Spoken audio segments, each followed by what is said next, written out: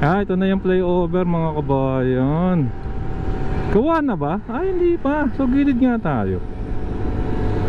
Tingnan na natin.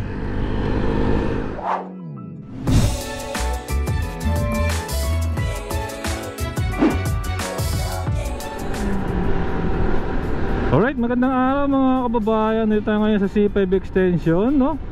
Ang daming ganap dito. Kaliwaan yung nangyayaring kaganapan. Merong LRT1, merong C5 Southlink Expressway. At ngayon nga, no, mukhang matatapos na. Hindi naabuti ng baka nga by March matapos na ito. Itong ginagawa ito, puntahan natin itong flyover dito. So siyempre kung bago pa lang po kayo sa ating channel, inaanyahan ko po kayo mag-like, mag-comment at subscribe. Hit yung notification bell para updated kapag may bago tayong video. So tignan natin yung latest development dito sa C5 extension na flyover dito sa Villar Maligaya ba ang lugar na ito, yung parting ito. Ayan, dito sa Camellia Hotel. Sa namang hotel po ng mga Villar yan, Camellia Hotel Las Piñas po ito. Ito na yung flyover mga kabayan. Gawa na ba? Hindi pa. So gilid nga tayo. Tingnan na natin. Okay. So ito yung nya So ito yung ganap nya Ito yung magiging entrada nya patawid. Ayan Villar Sipag. Ayan. So parang yung konting na lang bubuksan na ito mga kabayan, Ito yung ayan sa harapan lang ng Sanctuario de San Ezequiel. So kutin natin ng konti. Ayan siyang Villar Sipag, Villar Maligaya.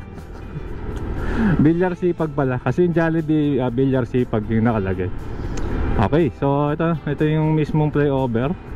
Critical nga po ito kasi ito daanan po ito ng mga pauwi na kababayan nating pauwi ng Cavite dyan, Medyo nung wala pa po yan, traffic madalas dito. So U-turn slot din pala yung ibaba. So ito pa kanan po dyan pa Maynila, yan pala Huerta, yan pa Donggalo.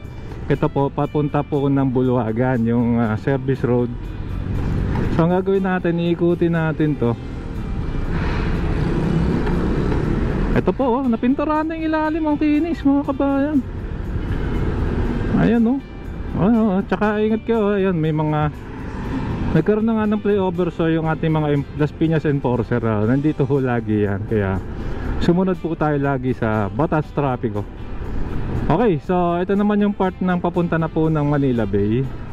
Dito sa service road, Cavitex service road, So kung pa Cavitex kayo, dire-diretso lang kayo, tapos vice versa. Kunyari hindi, walang exit dito So joining lang, ikot tayo rito.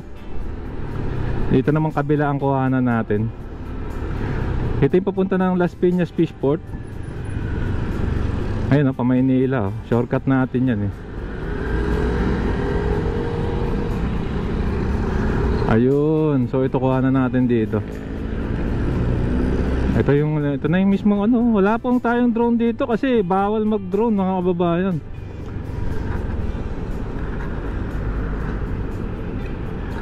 Ayan sarap ng pop diretso yun bawal lang siyempre nakasarap pa. Ini-espalto yung niya. Ini-espalto. Ang bilis nito muli na flyover mga kababayan. Ang tagal ito, ang bilis.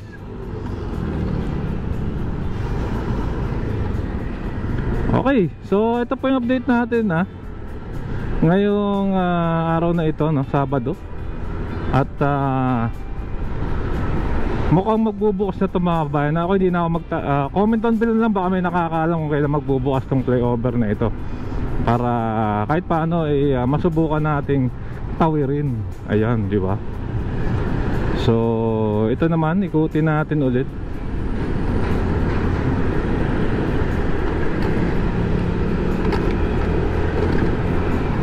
May terminal pala rito. Ewan ko kung bakit may mga nag-U-turn dito pwede pala.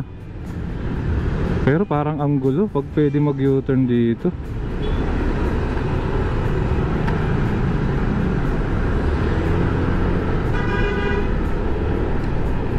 yan. Inikot lang natin yan, Villar Sipag, itong C5 extension flyover, no? Kudos din sa gumawa nito, ang bilis ng paggawa nito. Siguro simula nung naglagay ng pundasyon, kulang 3 taon lang. Mabilis na yun, kung kukumpara mo rin kay Molino flyover, naging baseline na no? Pero kahit paano nagbukas na rin naman. Ganun talaga. So ayun lang po, C5 extension flyover yung ating latest update, no? Time check po is 1:30 ng tanghali.